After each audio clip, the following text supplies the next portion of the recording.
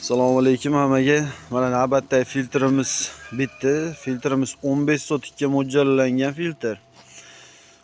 Xudo xolasa, o'rtacha hisobda 75-80% tutunni olib qoladi.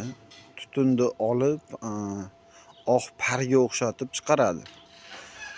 Menda videolarni ham olib qo'yganmiz, sinov jarayonlarini qilganimizni. Xudo xolasa ishlarni ham ulab qo'yaveramiz.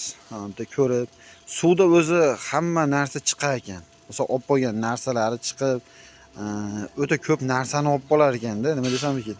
Ekologiyaga haqiqatan o'ta katta zarar yetkazyapmiz ekan. Endi buni faqatgina boshlanishi yana ham mukammallashtirib boramiz. Sababki ponnisiga olib qolishini.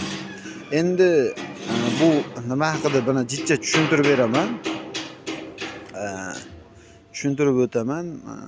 Katyolga zarari, faqatgina ekologiyaga zarar bo'lgandan keyin, buni qo'yilgandan keyin katyolga ham zarar bor ekanda, bu filtrni.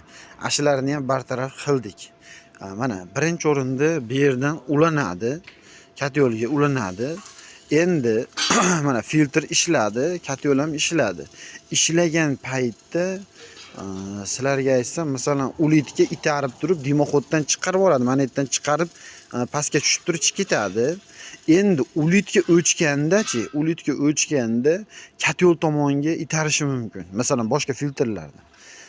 Bizda bo'ladigan bo'lsa, ulitga endi misol aytib beraydi.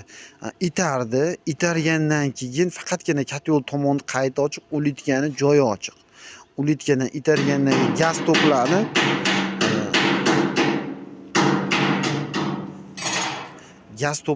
gaz to'plangandan keyin faqatgina shu ulitkani joyidan chiqib ketadi va ulitkani kuydiradi. Shunaqa holatda endi bizda bo'ladigan bo'lsa, bu yerdan masalan kirgandan keyin pastga qarab 4 tadan 12 ta pastga qarab sepyapti. Sepib, bu yerda bo'shliqda shunday sepyaptidan keyin ulitga o'chgandan keyin ham tortadi. Bu yoqqa pastga sepgandan keyin tortadi-yu, dimosos vazifasini mana shu tomon bajaryapti. Bu yoq. Undan keyin bu yoqdan shundaysiga o'tib turib, bu yoqqa o'tganda, bu yoqdan farsumkalar pastga qarab sepadi. Sepganda bu yerda o'zimizni moslamalar qo'yilgan, moslamalarga sepib, tutunni yuvadi. Yuvish oqibatida tutun oqarib chiqadi.